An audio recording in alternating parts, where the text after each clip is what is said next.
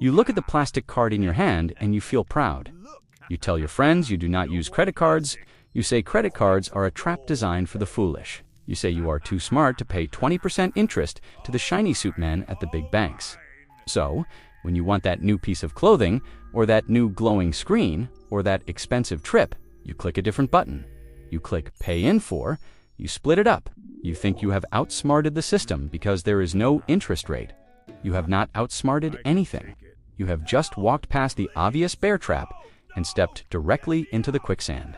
Welcome to Caveman Cash. I am Brock, and today, we are going to tear down the most dangerous financial snare of the modern era.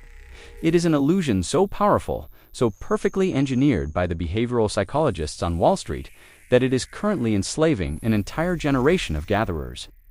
It is the myth of binopolator. And if you do not wake up to the psychological warfare being waged against you at the checkout screen, you are going to bleed your future dry, one easy payment at a time.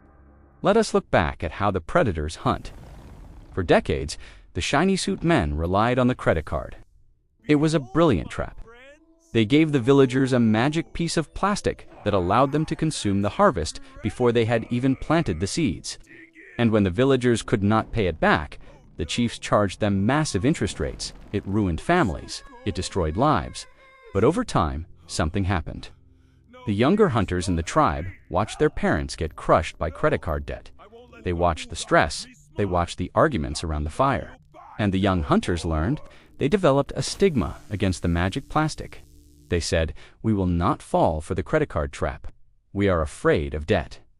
Now, if you are a predator and your prey learns how to avoid your primary snare, what do? You do not starve. You build a new snare. You build a trap that does not look like a trap. You remove the scary words. You take away the word debt. You take away the word credit. You take away the interest rate. You wrap the trap in bright, friendly colors, and you call it flexibility. You call it empowerment. You tell the young gatherers, you deserve to have this right now. Just pay a tiny fraction today and pay the rest later. It is free. We are on your side. It is the most brilliant evil rebranding in the history of the financial tribe. They took the exact same poison, poured it into a new wooden bowl, and convinced you it was medicine. To understand why Buy No Pay Later is infinitely more dangerous than a traditional credit card, you have to understand the psychology of friction. In the ancient days, friction was our greatest teacher. Friction is the pain of paying.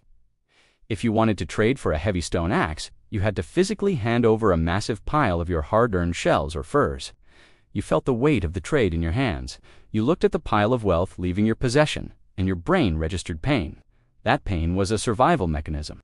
It forced you to ask yourself, do I really need this axe? Will this axe help me hunt the mammoth? Or am I just buying it to impress the other villagers? That psychological friction kept you safe. It kept you from trading away your winter survival for a summer trinket. The invention of the credit card removed the physical friction. You just swiped a piece of plastic, and the pain was delayed until the end of the month. But even with a credit card, there was still a psychological barrier. You knew you were going into debt. You knew you had a credit limit. You knew there was a dangerous interest rate lurking in the shadows. There was a stigma. Buy No Pay Later completely obliterates all remaining friction. It removes the physical pain, and it removes the mental pain. It hijacks your brain's ancient survival software and feeds it a lie. When you look at a pair of boots that cost 200 shells, your brain says, that is too much. I cannot afford that. I need to keep my shells for the winter. But then, the glowing button appears. It says, pay only 50 shells today. Instantly, the behavioral hack takes over. Your brain drops its defenses. 50 shells. You have 50 shells. 50 shells is easy. You are no longer evaluating the total cost of the item.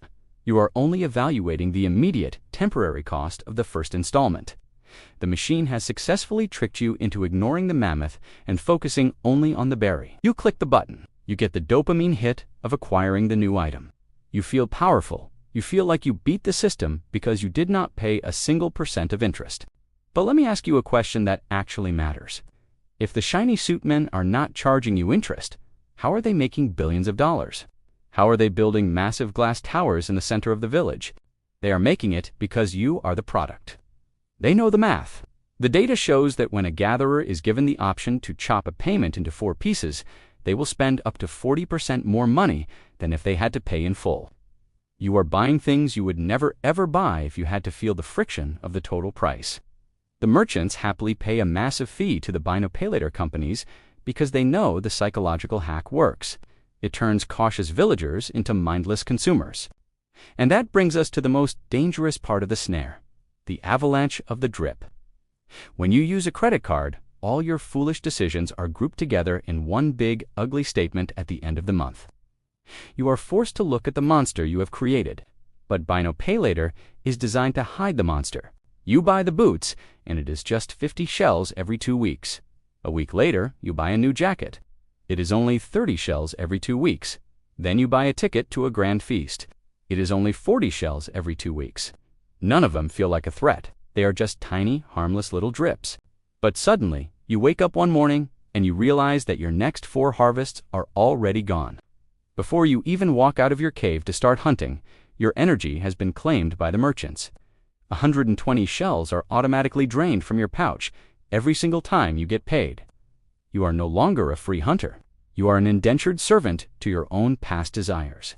You are working today to pay for a dopamine hit you experienced a month ago. The item you bought is no longer new.